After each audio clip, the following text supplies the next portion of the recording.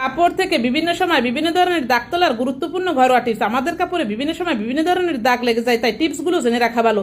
কাপড়ে যদি লাগে কলমের দাগ তাহলে সমাধান হেক্সিসল, যদি হলুদের দাগ তাহলে গ্লিসারিন, যদি লাগে রক্তের দাগ তাহলে সমাধান ভিনেগার, যদি লাগে কফির দাগ তাহলে ইনোয়া লেবুর রস, যদি লাগে চুইংগাম তাহলে এর উপরে বরফ রেখে দেবেন, আর যদি লাগে ঘামের দাগ তাহলে এর সমাধান লেবু। আর যদি কাপড়ে মোম লেগে যায় তাহলে আপনি এই কাপড়ের উপরে একটু আটা ছিটিয়ে দেবেন বা পাউডার ছিটিয়ে দেবেন, এরপর এর উপরে টিস্যু রেখে আয়রন দিয়ে আয়রন করে নিলে একদম উঠে যাবে 100%।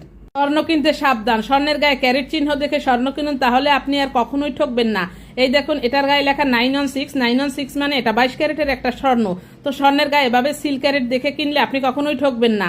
এই স্বর্ণের গায়ে যদি লেখা থাকে 417 তাহলে 10 ক্যারেট, আর যদি স্বর্ণের গায়ে লেখা থাকে 585 তাহলে 14 ক্যারেট, আর যদি লেখা থাকে 750 তাহলে 18 ক্যারেট, 875 তাহলে 21 ক্যারেট, 916 22 ক্যারেট, 4 9 মানে 24 ক্যারেট। এভাবে ক্যারেট চিহ্ন দেখে স্বর্ণ কিনলে আপনি কখনোই ঠকবেন না।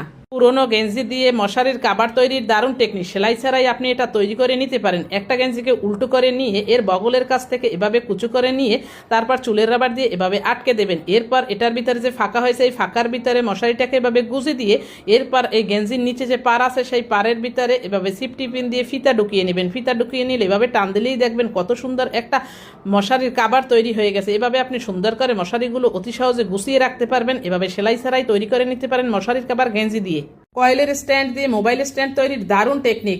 এই আমরা সাধারণত কোথাও মোবাইলটাকে রেখে এভাবে দেখতে গেলে বারবার ছুটে পড়ে যায়, সেক্ষেত্রে আমি কি করলাম, একটা কয়েলের স্ট্যান্ড নিয়ে এর বড় কাঁটাটাকে এভাবে দাঁড় করিয়ে দিলাম, এরপর নিচের ছোট কাঁটাটাকে এভাবে দাঁড় করিয়ে দিয়ে এই বড় কাঁটাটার উপরে থেকে একটুখানি বাঁকিয়ে নিলাম। এখন দেখুন কত সুন্দর একটা মোবাইলের স্ট্যান্ড তৈরি হয়ে গেছে। এখন আমি মোবাইলটাকে যে কোনো জায়গায় রেখে এভাবে মুভ করে করে তারপর দেখতে পারি, আর মোবাইলটা ছুটে পড়ে যায় না।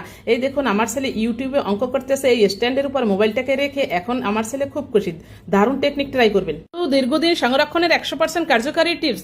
এখন বর্তমানে বাজারে অনেক আলুর দাম কম, তাই বেশি পরিমাণে আলু এনে এই টিপস অবলম্বন করে রাখলে আপনি পুরো 6 মাস ভালো রাখতে পারবেন। আলুর শত্রু হলো 3টা: আলো, গরম আর আর্দ্রতা। আলু কখনোই আলোতে রাখবেন না, আলো পেলেই আলু সবুজ হয়ে যায়, যা সোলানিন নামে একটি বিষ তৈরি হয় আমাদের শরীরের জন্য, যা খুবই ক্ষতিকর। তাই আলু রাখবেন অন্ধকার জায়গায়, ঝুড়িতে, কাগজের ব্যাগে, চটের বস্তায়, পলিথিনে রাখবেন না। আলু সবসময় ঠান্ডা জায়গায় রাখবেন, গরম জায়গায় রাখবেন না। বাতাসে চলাচল করে এমন জায়গায় আলু রাখবেন। আলু পেঁয়াজের সাথে কখনোই একসাথে রাখবেন না, পেঁয়াজ থেকে ইথিলিন নামক গ্যাস বের হয়, যা আলু দ্রুত পচে ও গস ফোটাতে সাহায্য করে। আর বস্তা ভরে আলু রাখলে এর ভিতরে একটা করে আপেল রাখবেন, আর আপেল 2 মাস অন্তর অন্তর চেঞ্জ করবেন। এটা আলু ভালো রাখা 100% কার্যকারী। কাপড় থেকে মোমের দাগ তুলুন মাত্র 2 মিনিটে, কোনো প্রকার ঝামেলা ছাড়াই। এই দেখুন, কাপড়ে যদি মোমের দাগ লেগে যায় তাহলে তা নরম অবস্থায় তুলতে যাবেন না, সারা বাড়ি লিপটে যাবে। শক্ত হয়ে গেলে একটা চামচ দিয়ে আশ্রে নেবেন, সুন্দর করে আশ্রে নেওয়ার পর ঝেড়ে ফেলে দেবেন। তারপর সামান্য একটু থাকলে এর নিচ বরাবর একদম একটা টিস্যু দিয়ে দেবেন, তার উপরে একটুখানি আটা দিয়ে দেবেন। তারপর